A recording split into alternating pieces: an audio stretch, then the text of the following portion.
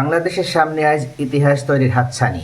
বাংলাদেশ কি পারবে নিউজিল্যান্ডের বিরুদ্ধে হোয়াইট ওয়াশের মাধ্যমে একটা বড় জয় তুলে নিতে? এখন পর্যন্ত টি-20তে দুই দল 20 বার মুখোমুখি হয়েছে।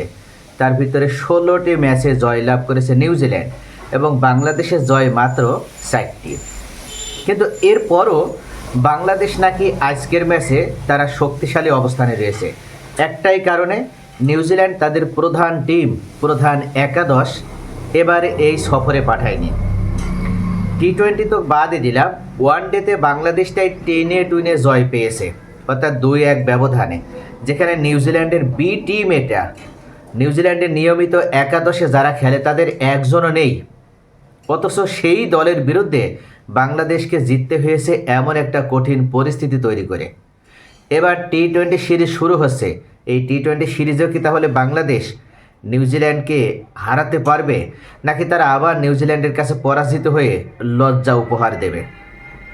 আমরা যদি বাংলাদেশের সম্ভাব্য যে একাদশ, সেই একাদশ যদি দেখি, তাহলে লিটন দাস ক্যাপ্টেন, তানজিদ হাসান তামিম এই দুজন ওপেন করতে পারে। পারভেজ হোসেন ইমন হয়তো দলে থাকবে, সাইফ হাসানকে বাদ দেওয়া হবে, কেননা পারভেজ হোসেন ইমন সর্বশেষ পিএসএলে অসাধারণ খেলে এসেছে এবং সর্বশেষ যে ম্যাচটা সে খেলেছিল এবং ইনজুরিতে পড়ার পূর্বে এমন একটা অসাধারণ ম্যাচ খেলেছিল, আমরা দেখেছিলাম লাহোর কালান্দার্সের হয়ে, অর্থাৎ লাস্ট 20 বলে একটা হাফ সেঞ্চুরি তুলে নিয়েছিল। পারভেজ হোসেন ইমনকেই ওয়ান ডাউনে রাখা হবে, সাইফ হাসান আজকে বাদ পড়বে। তৌহিদ হৃদয় দলে থাকবে, কেননা তৌহিদ হৃদয় সাম্প্রতিক ভালো পারফর্ম করছে।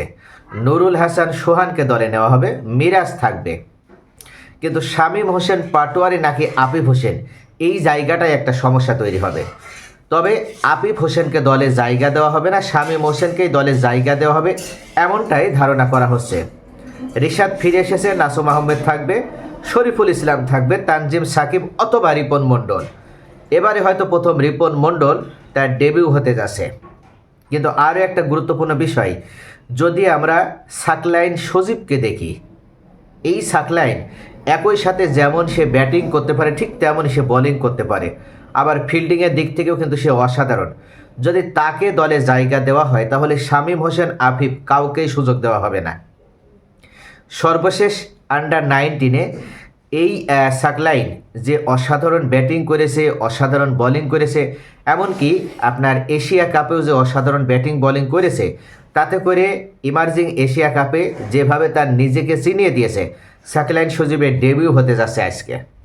কিন্তু একটি গুরুত্বপূর্ণ বিষয়, এই নিউজিল্যান্ড, এই ভঙ্গুর নিউজিল্যান্ড, এই ভাঙাচোরা নিউজিল্যান্ডের বিরুদ্ধে কেউ বাংলাদেশ জয় তুলে নিতে পারবে? অভিজ্ঞ মুস্তাফিজুর রহমান আজকে নাই, তাকে রেস্ট দেওয়া হয়েছে।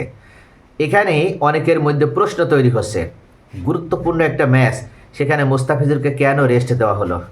দরকার ছিল মুস্তাফিজুরকে দলে রাখা, কেননা মুস্তাফিজুর ডেথ ওভারে অত্যন্ত শক্তিশালী এবং স্লোগিংয়ে অত্যন্ত শক্তিশালী। এই মুহূর্তে মুস্তাফিজের বিকল্প গোটা বিশ্বে আর একটিও নেই, তাই তাকে রেস্টে না দিয়ে অবশ্যই দলে রাখার দরকার ছিল।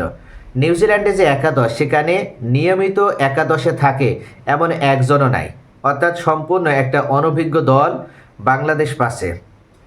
তাই এই দলের বিরুদ্ধে যদি বাংলাদেশ খুব সহজে প্রথমে ব্যাট করার মাধ্যমে 160+ রান করতে পারে, তাহলেই বাংলাদেশ জিতবে। আর প্রথমে যদি নিউজিল্যান্ড ব্যাট করে, তাহলে তাদেরকে 160 রানের নিচে যদি আটকে রাখতে পারে, তাহলেও বাংলাদেশ জিতবে। আমরা এই চট্টগ্রামের যে পিচ, চট্টগ্রামের পিচের আমরা যদি কন্ডিশনটা দেখি, তাহলে এখানে কিন্তু পিচ কন্ডিশন আজকে অত্যন্ত ভালো, আবহাওয়া অত্যন্ত ভালো রয়েছে। সব মিলিয়ে এই পিচে 160 থেকে 170 রান হওয়াটা খুবই স্বাভাবিক। সম্পূর্ণ ব্যাটিং ফ্রেন্ডলি উইকেট, এমনকি এখানে আমরা জয়ের যে সম্ভাবনা, সেই জয়ের সম্ভাবনার দিক থেকে বাংলাদেশের জয়ের পাল্লাটা জহুর আহমেদ এই স্টেডিয়ামে সবসময় বেশি ছিল। এখানেই বাংলাদেশ সর্বশেষ টি-20 ম্যাচেও জয়লাভ করেছিল। তবে ওয়েস্ট ইন্ডিজের সাথে সর্বশেষ যে টি-20 সিরিজটা খেলেছে বাংলাদেশ, সেখানে বাংলাদেশ বাজেভাবে পরাজিত হয়েছে এই জহুর আহমেদ চৌধুরী চট্টগ্রাম স্টেডিয়ামেও।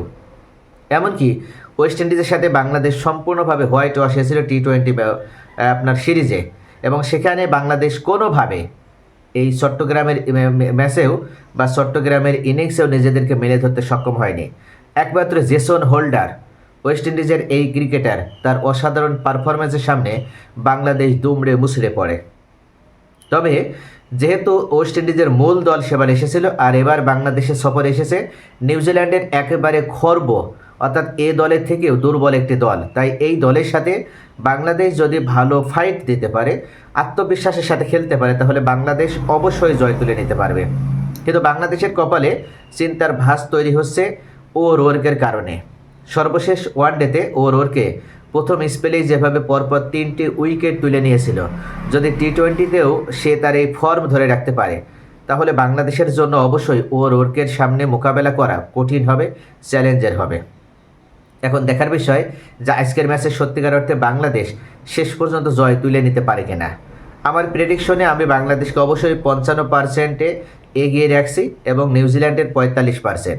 তারপরও মাঠের খেলায় বাংলাদেশ নিজেদের ঘরের ম্যাচে যদি তারা বিজয় তুলে নিতে ব্যর্থ হয়, তাহলে এই দলকে অবশ্যই শাস্তির আওতায় নিয়ে আসতে হবে। গতকাল আমরা দেখেছি শ্রীলঙ্কা ক্রিকেট বোর্ড একটা অভিনব কৌশল অবলম্বন করেছে। 1 থেকে 4 র্যাঙ্কিংয়ে 1 থেকে 4 নম্বর দলের বিরুদ্ধে যদি সিরিজ জিততে পারে এবং হোয়াইট ওয়াশ করার মাধ্যমে সিরিজ জিততে পারে, তবেই কেবল শ্রীলঙ্কা দলকে বোনাস দেওয়ার নিয়ম তারা চালু করেছে। আর বাংলাদেশের মতন দলের বিরুদ্ধে যদি শ্রীলঙ্কা পরাজিত হয়, হেরে যায়, তাহলে তাদের ম্যাচ থেকে ম্যাচ ফি কেটে নেওয়া হবে, তাদের বেতন কেটে নেওয়া হবে। এইভাবে শর্ত পূরণ করে দেওয়া হয়েছে বা শর্ত দিয়ে দেওয়া হয়েছে। এমন শর্ত যদি বাংলাদেশ দলেরকেও দেওয়া হয় বা বাংলাদেশ দলের উপরে যদি এমন নিয়ম চাপিয়ে দেওয়া হয়, তাহলে কেবল বাংলাদেশ আশানুরূপ ফলাফল করবে বলে ক্রিকেট বিশেষজ্ঞদের ধারণা। আপনাদের কি মনে হয়? আপনাদের মূল্যবান মতামত কমেন্টে জানান। সকলে ভালো থাকুন।